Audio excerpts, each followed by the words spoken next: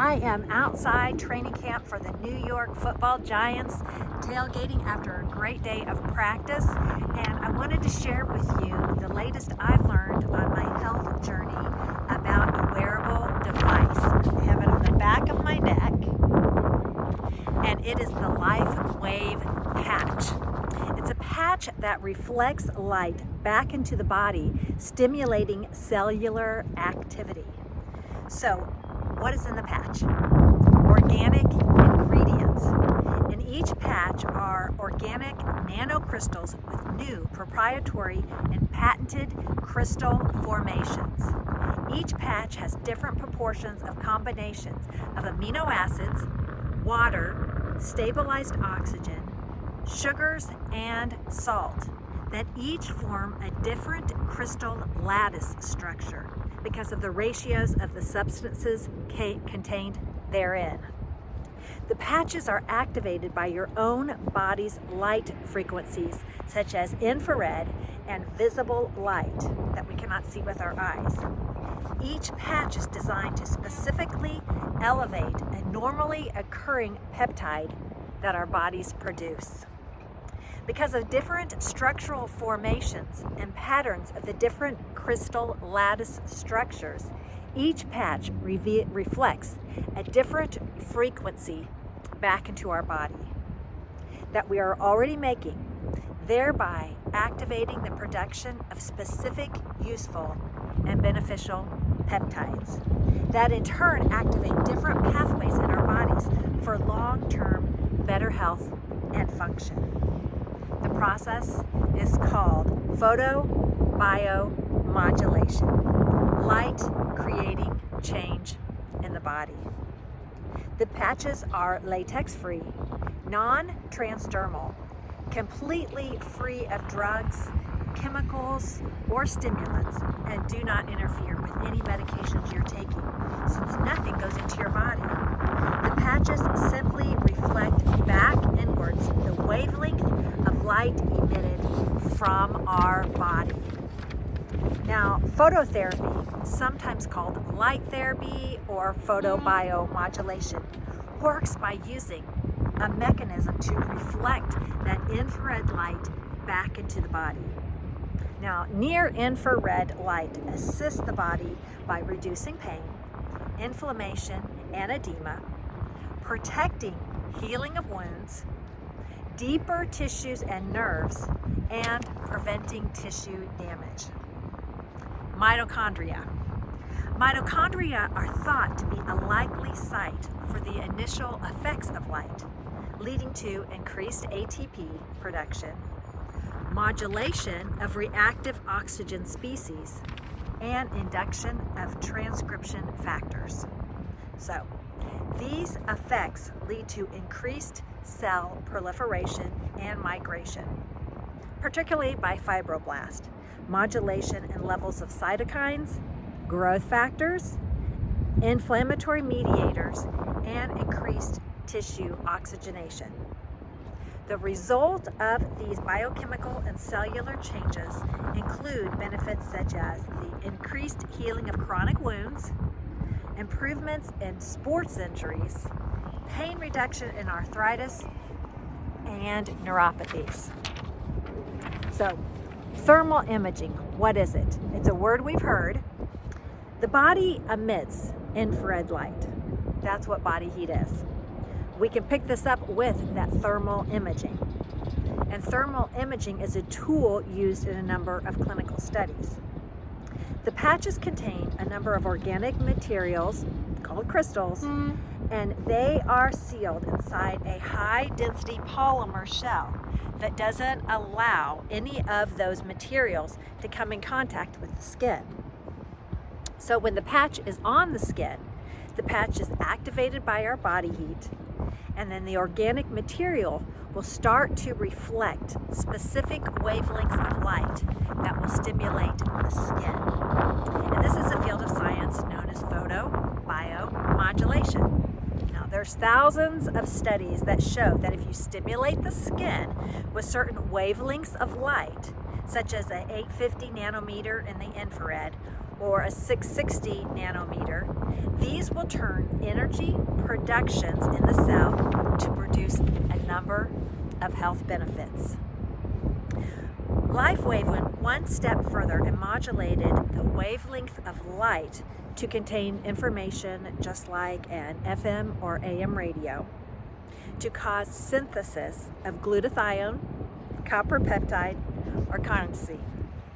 The patch is communicating to your cells using light, signaling your body to produce these certain types of peptides or generate stem cell production. This is the way we were created. Spiritual human beings of light.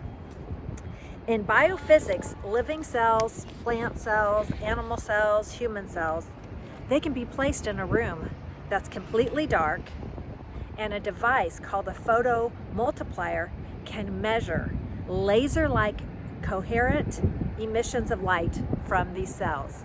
I'm sure you've seen images. And these highly coherent pulses of light that come from the DNA can initiate any number of biochemical reactions that occur.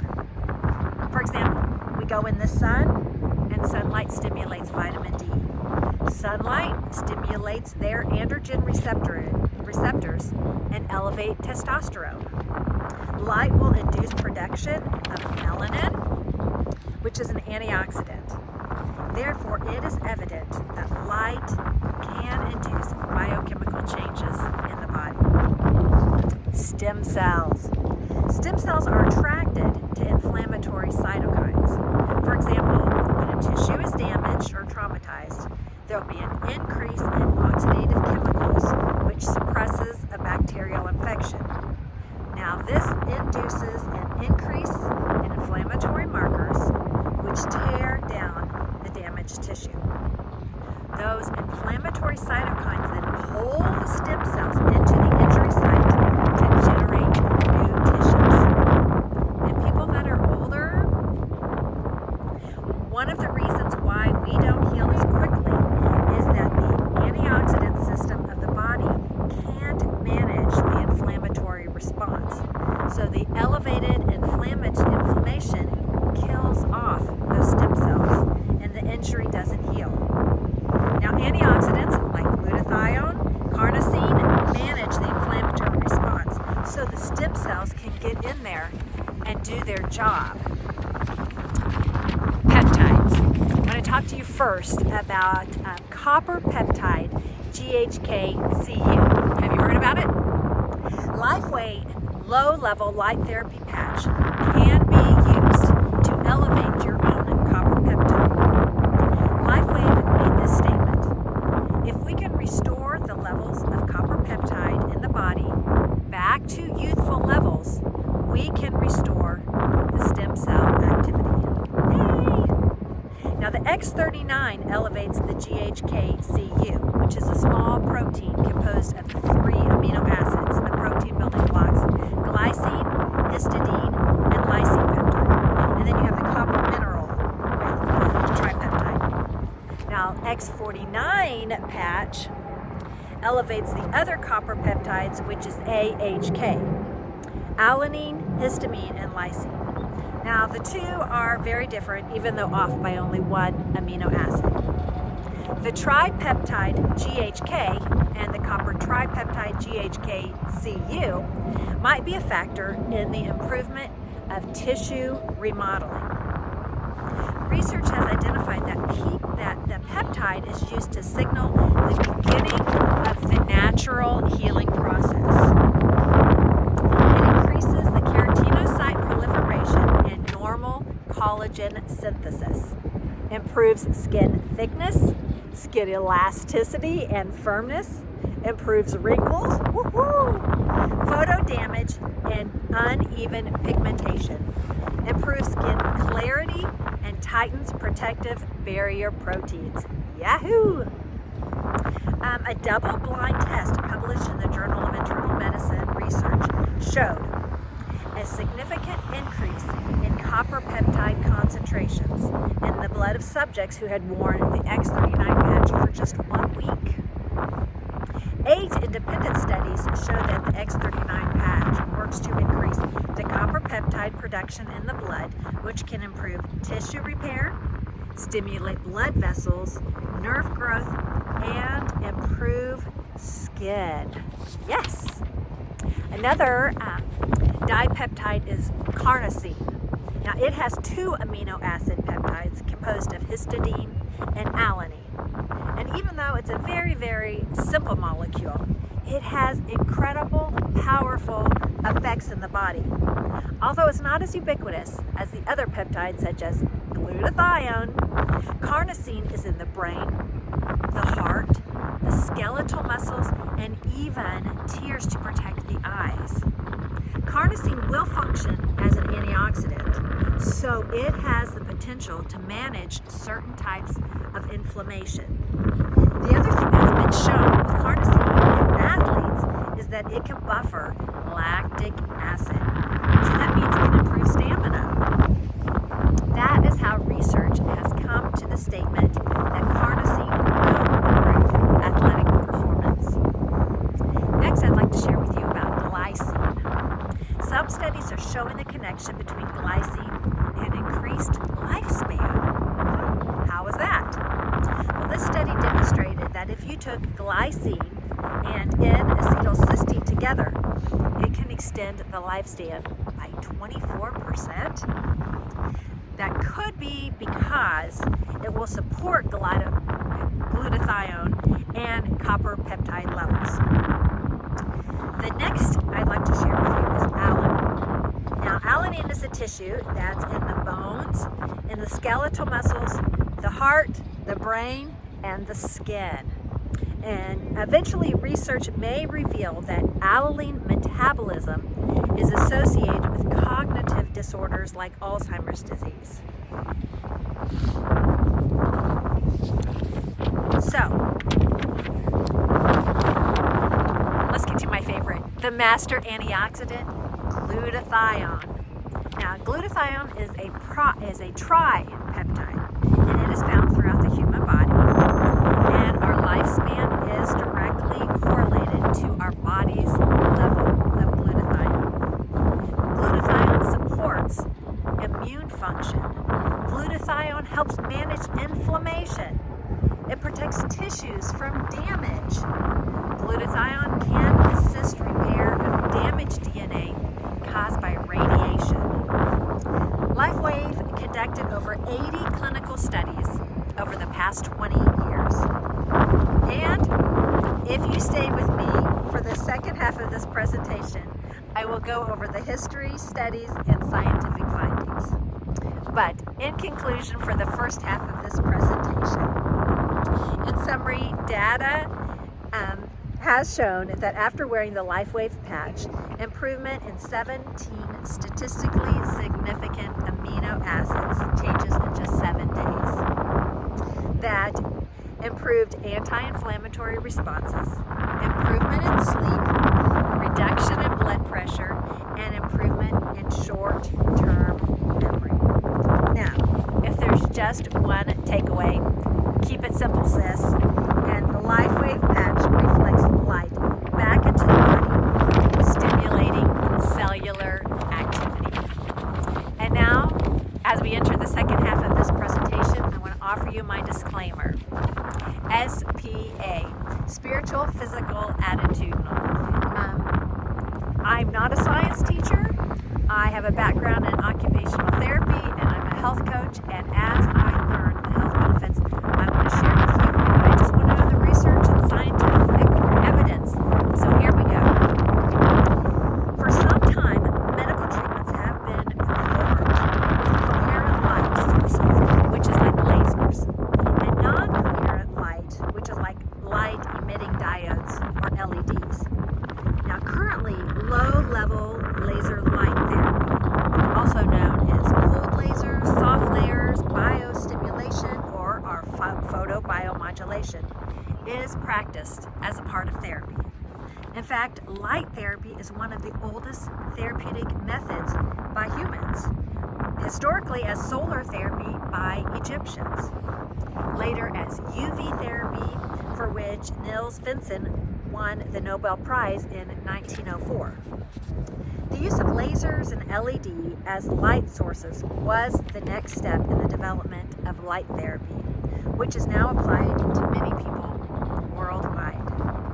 In low-level laser or light therapy, the question is no longer whether light has biological effects, but rather how energy from therapeutic lasers or LEDs at the cellular and organism level, and what are the optimal light parameters for different uses of these light sources.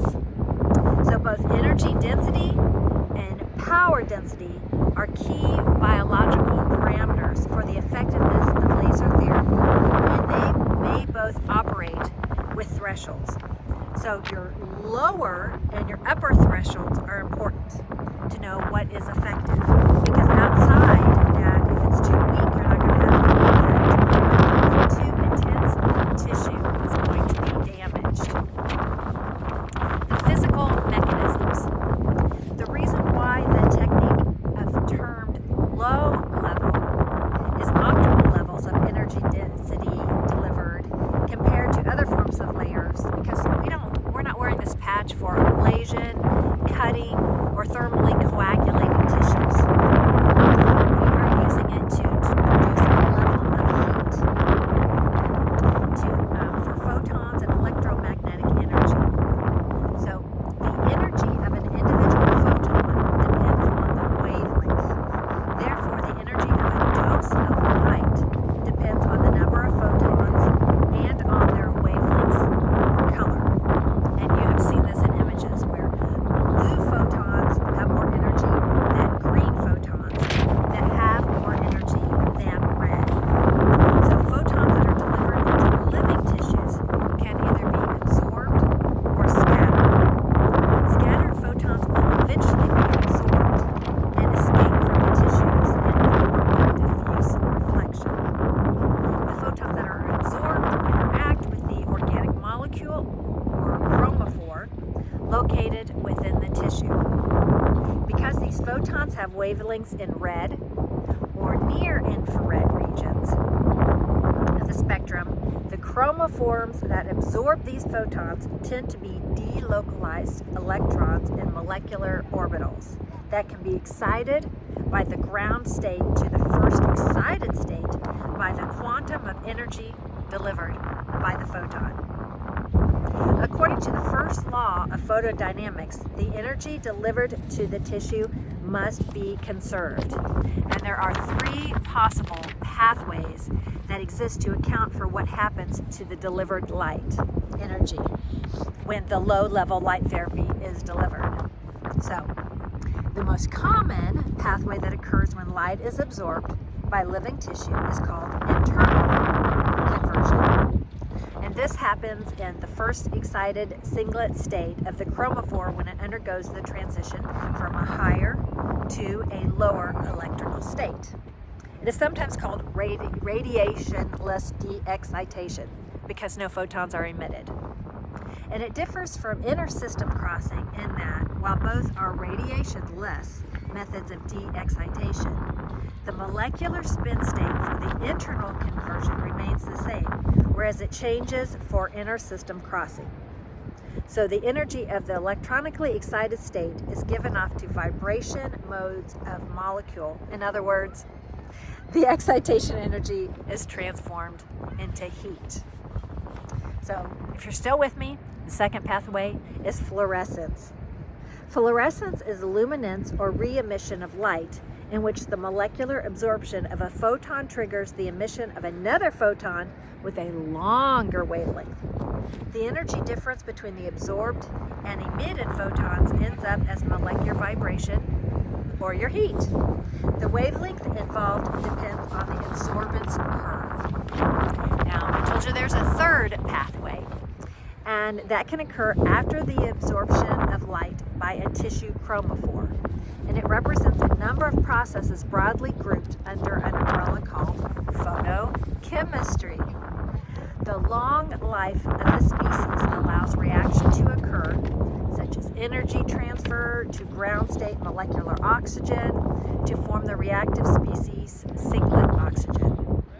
Alternatively, the chromophore triplet state may undergo electron transfer, probably reduction, to form the radical anion that can then transfer an electron to oxygen to form superoxide.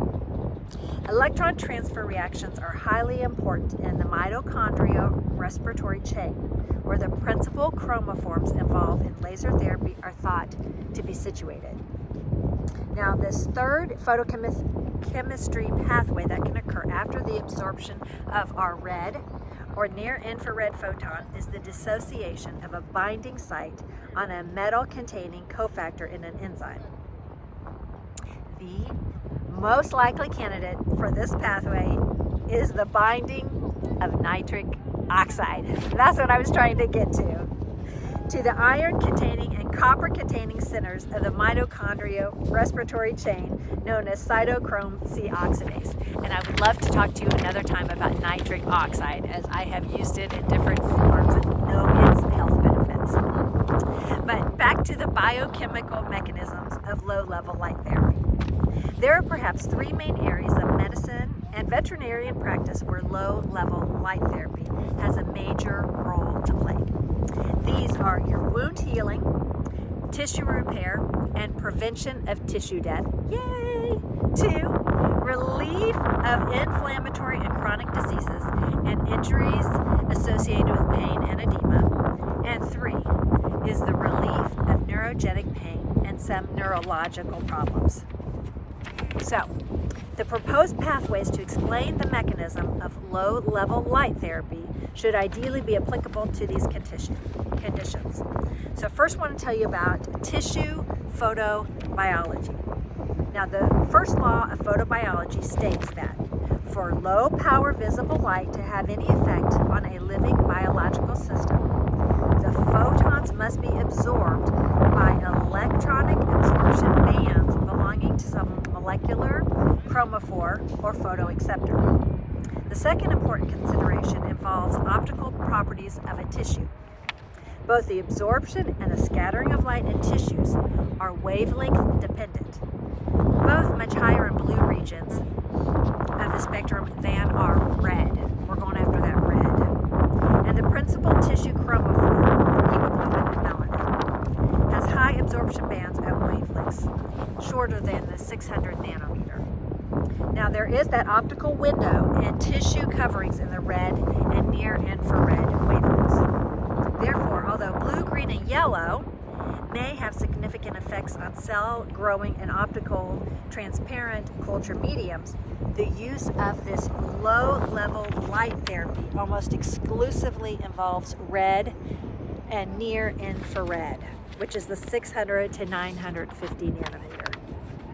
Now for some sciencey words you will recognize. ATP.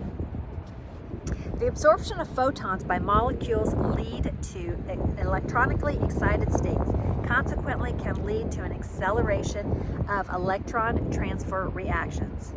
More electron transport necessarily leads to the increase of ATP. The light-induced increase in ATP synthesis and increased proton gradient leads to an increased activity of the pumps. And ATP is the substrate for adenyl cyclase, and therefore ATP level controls the level of C-amp.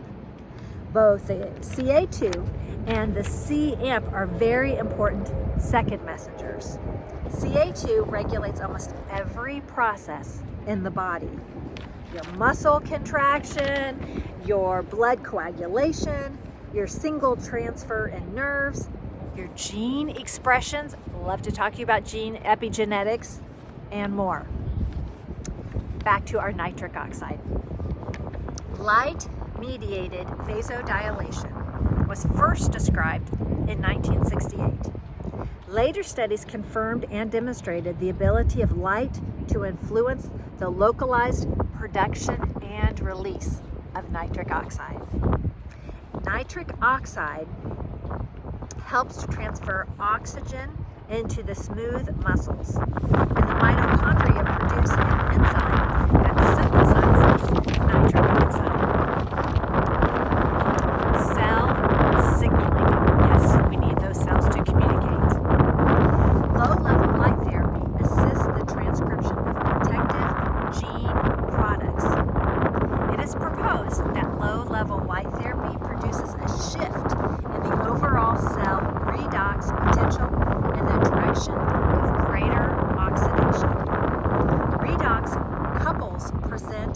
in the cell include nicotinamide adenodinucleotide, NAD or NADH, and our favorite, glutathione.